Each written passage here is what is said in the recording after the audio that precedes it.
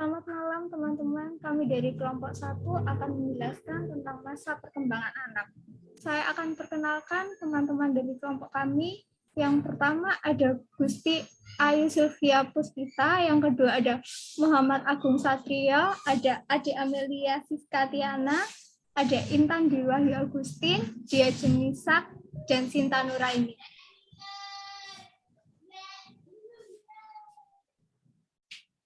Next, kita akan masuk ke materinya. Ini adalah perkembangan masa anak. Next. Nah, di sini ada perkembangan fisik dan motorik anak. Yang pertama adalah pola perkembangan fisik selama masa bayi. Anak-anak pada masa bayi pasti mereka tidak bisa melakukan apapun dengan sendirinya.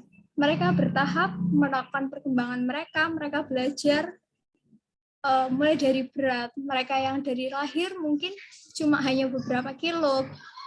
Bertambah umurnya mereka pasti akan bertambah beratnya. Begitupun pula dengan tinggi mereka, begitu pula dengan proporsi fisik mereka. Bangun tubuh mereka yang mungkin waktu masih kecil mereka masih gembul, tapi kalau bertambah besar mereka mungkin agak lebih ramping. Gigi mereka yang awalnya ada gigi susu mulai tanggal dan digantikan dengan gigi yang tetap. Lalu ada susunan syaraf dan perkembangan organ perasa. Mulai dari mata, mungkin mereka akhirnya bisa melihat warna. Lalu indera pengucapan mereka bisa mulai merasakan rasa manis, rasa asin, rasa pedas, dan lain sebagainya. Lalu ada pola pengendalian motorik, di mana ada pengendalian mata, di mana mereka mulai bisa menggerakkan mata mereka ke kanan, ke kiri, memutar mata mereka. Lalu mereka juga bisa tersenyum, menahan kepala mereka. Lalu mereka bertahap untuk belajar berguling, duduk, merangkak, bahkan berjalan. Next.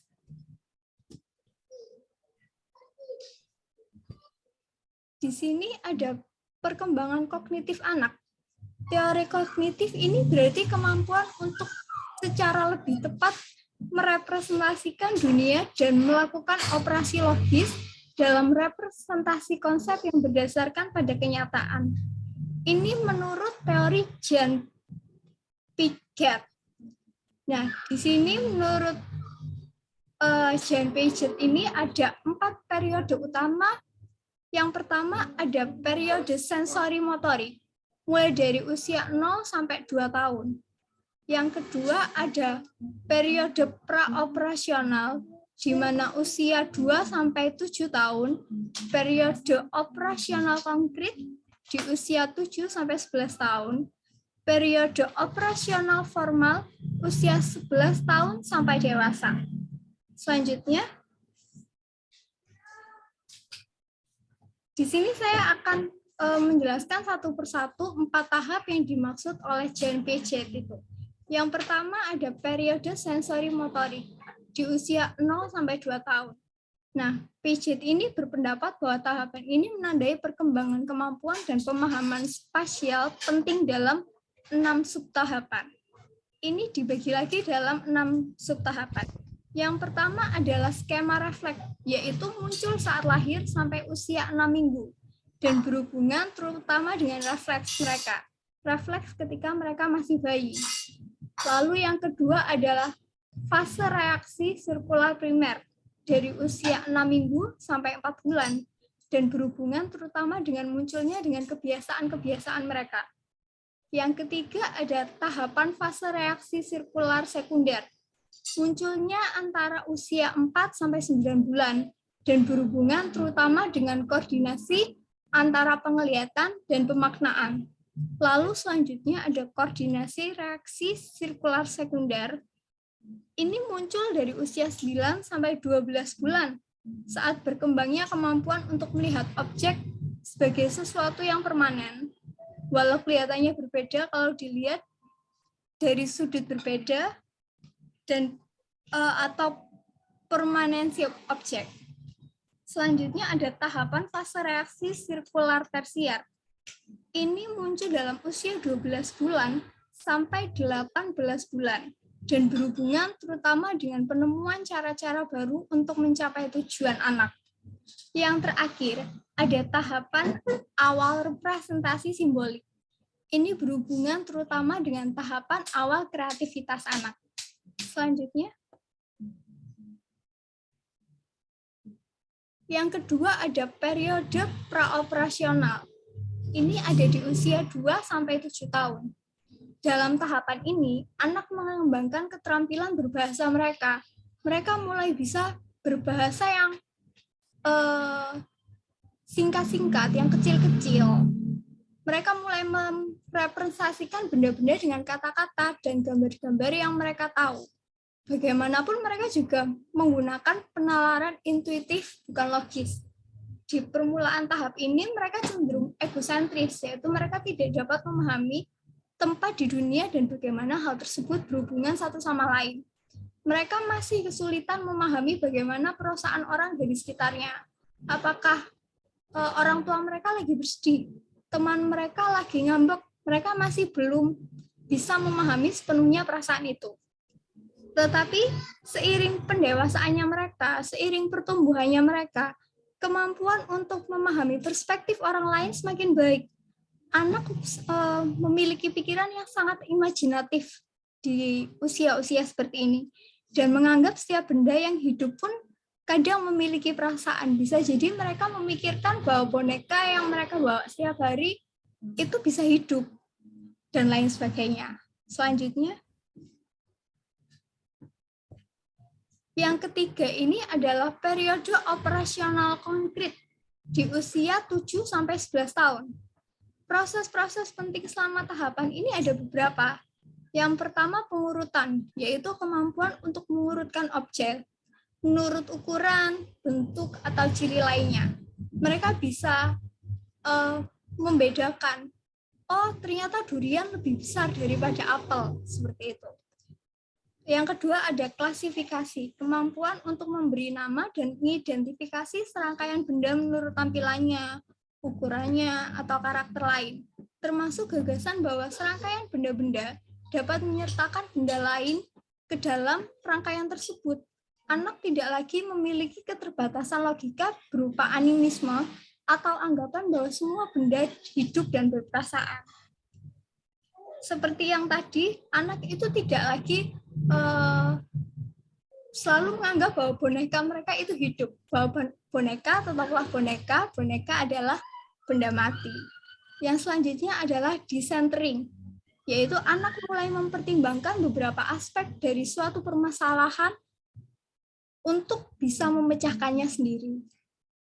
Yang selanjutnya adalah reversibility, yaitu anak mulai memahami bahwa jumlah atau benda-benda dapat diubah, kemudian kembali ke keadaan awal.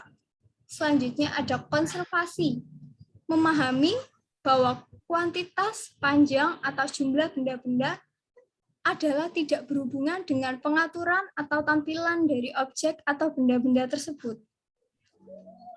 Selanjutnya adalah penghilangan sifat egosentrisme, yaitu kemampuan untuk melihat sesuatu dari sudut pandang orang lain, bahkan saat orang tersebut berpikiran dengan cara yang salah.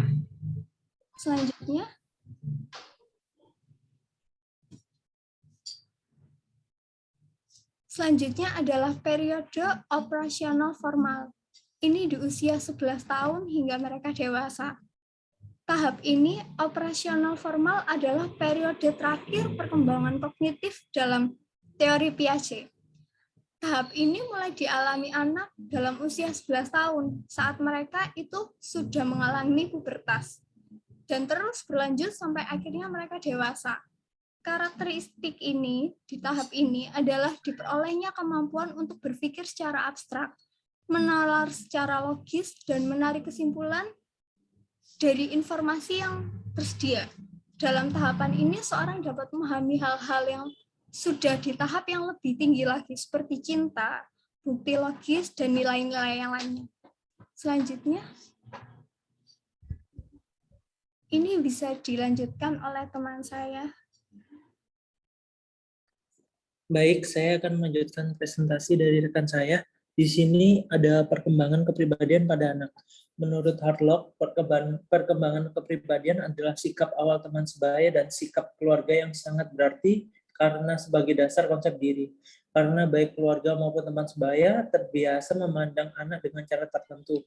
Jadi yang dimaksudkan oleh Harlock ini untuk perkembangan kepribadian pada anak itu dibentuk dari sikap awal dari keluarga dan temannya. Sehingga agar bisa mengubah cara pandang anak itu sendiri dan perkembangannya menjadi awal mula perkembangan yang baik. Untuk slide selanjutnya, kita akan memasuki fase-fase kepribadian pada anak. Yang pertama, masa pertama usia 0 sampai 1 tahun. Pada masa ini, anak-anak berlatih mengenal dunia lingkungan dengan berbagai macam gerakan. Pada waktu lahirnya mengalami dunia sendiri yang ada hubungannya dengan lingkungan, perangsang-perangsang luar hanya sebagian kecil yang dapat disambutnya. Pada masa ini terdapat 2 peristiwa yang penting, yaitu belajar berjalan dan berbicara. Lalu masa kedua di usia 2-4 tahun, keadaan dunia luar makin dikuasai dan dikenalnya melalui bermain, kemajuan bahasa dan pertumbuhan kemauannya juga semakin meningkat. Dunia luar dinilai menurut keadaan dan sifat batinnya, binatang dan benda masih disamakan dengan dirinya. Nah, jadi anak ini nggak bisa membedakan mana itu binatang dan benda mati pada di usia yang ini. Lalu untuk masa yang ketiga di usia 5-8 tahun, keinginan bermain berkembang menjadi sangat semangat bekerja, rasa tanggung jawab terhadap pekerjaan semakin tinggi, pandangan terhadap dunia luar ditinjau dan diterima secara objektif. Di masa ini, anak mulai belajar untuk rasa tanggung jawab, seperti contoh pada saat di usia segitu kadang anak disuruh ikut ke ibunya, tidak boleh nakal, harus jaga di rumah gitu. Lalu kita masuk di slide selanjutnya. Slide selanjutnya, faktor yang mempengaruhi perkembangan kepribadian pada anak. Yang pertama adalah faktor genetik.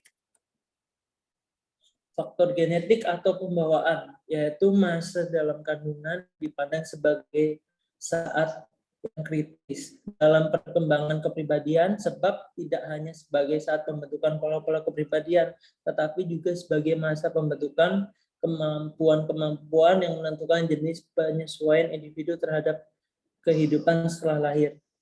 Yang kedua, faktor lingkungan keluarga.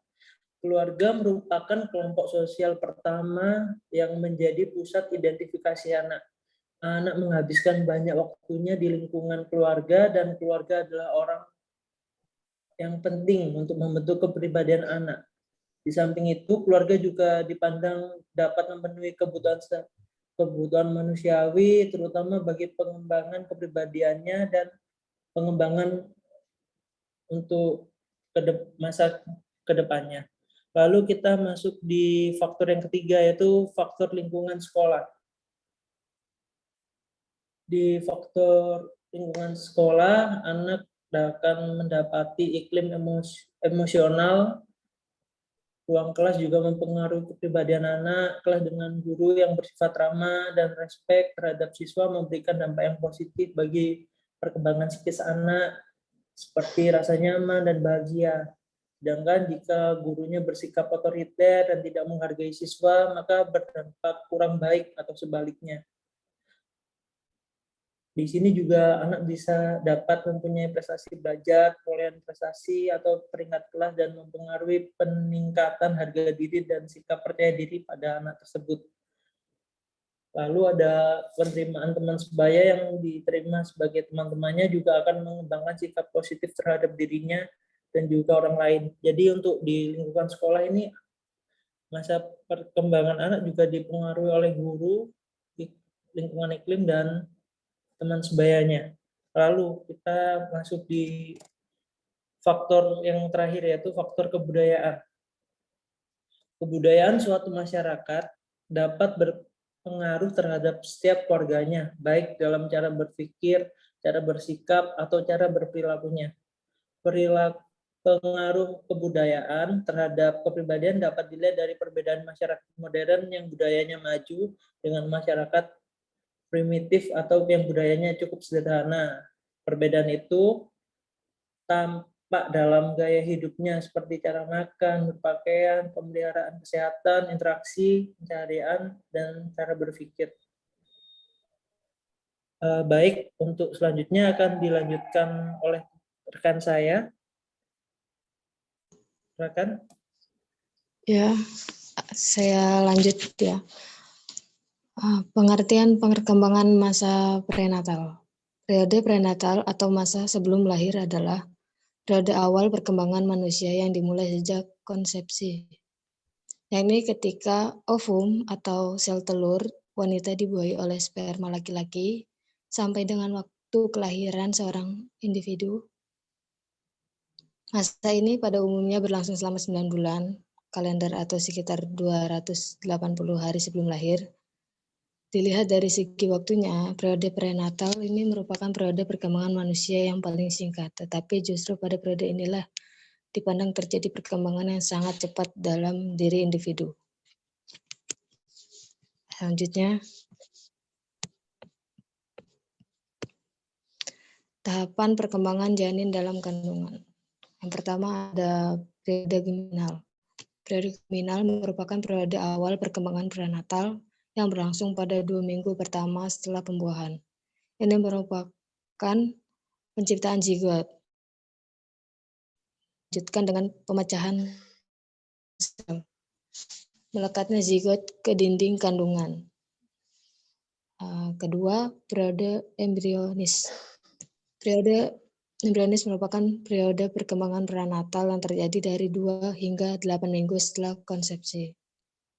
Selama periode embrionis, angka pemisahan sel meningkat, sistem dukungan bagi sel terbentuk, dan organ-organ mulai tampak. Ketika zigot mendekati dinding rahim, sel-selnya membentuk 2 lapisan. Masa sel tersebut disebut embrio. Embrio yang sudah terbentuk terdiri dari A, lapisan bagian dalam sel atau endoderm, yang akan berkembang menjadi sistem pencernaan dan pernapasan. B, lapisan luar yang terdiri dari lapisan paling luar sel dan lapisan tengah. Lalu ektoderm akan berkembang menjadi sistem saraf, penerimaan sensor, misalnya telinga, hidung, mata, dan bagian kulit, misalnya rambut dan kuku. Sedangkan esoderm akan berkembang menjadi sistem peredaran, yaitu tulang, otot, sistem pembuangan kotoran badan, dan sistem reproduksi. Selanjutnya, yang ketiga, periode vital. Periode vital merupakan periode perkembangan prenatal yang dimulai dari 2 bulan setelah pembuahan dan pada umumnya berlangsung sampai 7 bulan. 3 bulan setelah pembuahan, panjang janin kira-kira 3 inci dan beratnya kira-kira 1 ons. Janin semakin aktif menggerakkan tangan dan kakinya, membuka dan menutup mulutnya, dan menggerakkan kepalanya. Wajah, dahi, kelopak mata, hidung, dan dagu dapat dibedakan. Demikian pula lengan bagian atas, tangan, dan tungkai, serta alat kemaluan dapat diidentifikasi sebagai laki-laki atau perempuan. Pada akhir bulan keempat, janin telah tumbuh hingga 5,5 inci panjangnya dan beratnya 4 ons. Pada saat ini, suatu percepatan pertumbuhan terjadi pada tubuh bagian bawah. Refleks prenatal semakin kuat. Gerakan-gerakan lengan dan kaki dapat dirasakan untuk pertama kalinya oleh ibunya. Lanjut. Kemudian, pengaruh prenatal pada tingkah laku sudah dilahirkan. Yang pertama ada faktor lingkungan. Sinar Röntgen dapat mempengaruhi tingkah laku motorik, gerak bebas, pembuangan aktivitas belajar diskriminatif dan tingkah laku persetubuhan. Akibat penyinaran memiliki hubungan dengan usia kehamilan dan banyak sedikitnya penyinaran pada suatu pihak dengan besar kecilnya akibat yang ditimbulkan. Makin besar dosis penyinaran, semakin buruk akibatnya. Kedua, pemakaian obat-obat penenang seperti softenon atau thalidomid dapat mengakibatkan cacat berat. Penelitian antara tahun 1959 sampai 1962 menemukan bahwa cacat yang disebabkan terjadi antara hari ke-34 dan ke-50. Jadi antara minggu ke-5 dan ke-7 usia kehamilan, usaha-usaha pengguguran kandungan dengan menggunakan obat-obatan yang lain pada usia kehamilan dapat menyebabkan gangguan-gangguan perkembangan. Selanjutnya, sikap ibu. Ada anggapan bahwa sikap menolak dari pihak ibu dapat terhadap janin dalam kandungan akan diteruskan sesudah anak dilahirkan. Namun hasil penelitian di Geisler di Jerman Timur dan di Amerika menunjukkan bahwa lebih dari 90% jumlah ibu yang semula menolak berubah mempunyai sikap positif terhadap anak sesudah dilahirkan. Geisler dalam penelitian longitudinal menunjukkan bahwa ada perubahan sikap ibu terhadap anak yang ada di kandungnya, anak yang dikandungnya, yakni dari sikap positif ke negatif dan dari sikap negatif ke positif. Dan sikap berubah-ubah itu akhirnya menjadi positif, yaitu sikap menerima terhadap anak yang dilahirkan. Selanjutnya ada implikasi perkembangan masa prenatal pada pendidikan. Ada beberapa faktor yang dapat menyebabkan keabnormalan bayi yang disebabkan dari dalam kandungan. Selain seperti yang telah disebutkan Mons dan di atas, ada beberapa faktor yang menurut Kartini Kartono 1981 antara lain: 1. Kekurangan nutrisi, infeksi dan luka-luka serta keracunan sewaktu dalam kandungan. Peristiwa tersebut dapat menyebabkan keguguran. 2. Sewaktu ibu mengandung menderita penyakit seperti malaria, tropika kronis, gondok pada waktu mengandung muda, sehingga ada pengaruh buruk pada janin. Bayi yang lahir mungkin akan menderita, yaitu peristiwa keracunan pada darah, sehingga terjadi abnormalitas pada sistem saraf atau neuron. Ketika terjadi intoxication atau keracunan pada janin, karena ibu sewaktu mengandung minum obat-obatan penenang beracun. Juga obat kontraseptif anti hamil yang sangat kuat mengandung racun, namun obat tersebut gagal atau tidak bekerja secara efektif. Selanjutnya. Baik, saya akan menjelaskan masa perkembangan natal. Yang pertama ada perkembangan masa bayi, yang mana perkembangan bayi neonatal ada beberapa periode pada masa bayi neonatal, yaitu periode tersingkat, yang mana masa ini dimulai dari kelahiran dan berakhir pada saat bayi menjelang umur 2 minggu. Dan masa ini janin harus menyesuaikan dengan kehidupan di luar rahim ibu. Lalu ada periode terjadi penyesuaian radikal, peralihan dari lingkungan dalam ke lingkungan luar. Semua beralih memerlukan penyesuaian diri bayi, yang dimaksudkan bayi membutuhkan adaptasi untuk berbaur dengan lingkungan yang baru. Lalu ada beberapa kondisi yang mempengaruhi penyesuaian bayi, yaitu dari lingkungan dan dari pengalaman, juga lamanya periode kehamilan dan juga sikap orang tua. Dan ada kemampuan sensorik pada bayi neonatal, yaitu bayi bisa melihat, mendengar, mencium, mengecap, dan kepekaan organik, juga kepekaan kulit. Lalu ada pertumbuhan fisik. Selama 6 bulan pertama, pertumbuhan terus terjadi dengan pesat seperti pada periode prenatal dan kemudian mulai menurun selama tahun pertama. Peningkatan berat tubuh lebih besar daripada peningkatan tinggi badannya. Berat badan bayi pada usia 1 tahun rata-rata 3 kali berat waktu lahir. Dan ada rata-rata bayi memiliki 4-6 gigi susu. Gigi yang pertama muncul adalah gigi depan, dan yang terakhir adalah geraham. Berat otak bayi sebesar 1/8 berat total bayi. Lalu ada perkembangan intelijensi. Menurut Bloom, dalam Monks 1992, perkembangan intelijensi yang cepat dan intensif terjadi pada tahun-tahun pertama.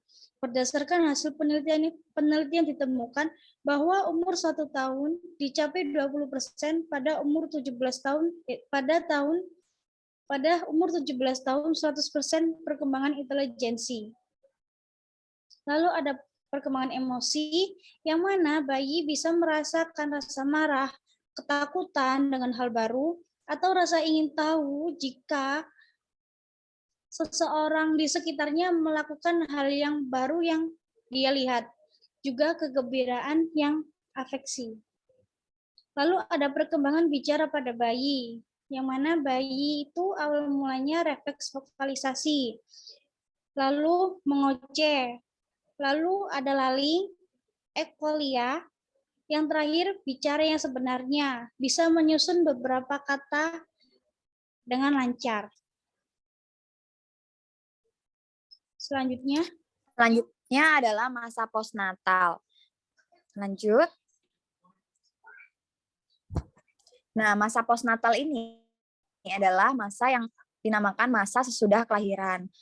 Nah, di mana masa ini adalah ketika bayi lahir keluar dari kandungan yang akan mengalami perkembangan yang meliputi masa bayi, masa awal anak-anak, masa pertengahan, dan akhir anak-anak, kemudian ada masa remaja, masa awal dewasa, masa dewasa, kemudian ada masa akhir dewasa, sampai masa tua. Nah, dalam postnatal ini, itu juga terdapat ada yang namanya neonatus. Nah, apa sih neonatus ini? Oke, neonatus ini adalah dimulai pada waktu lahir sampai akhir minggu kedua setelah bayi lahir. Itu yang seperti dijelaskan oleh teman saya sebelumnya. Kemudian, lanjut. Nah, kemudian ada faktor yang mempengaruhi perkembangan pada masa postnatal. Ada pengetahuan ibu, gizi, budaya dan lingkungan, status sosial ekonomi, lingkungan fisik, lingkungan pengasuhan, stimulasi olahraga atau latihan fisik. Sudah. Sekian presentasi dari kelompok kami. Terima kasih.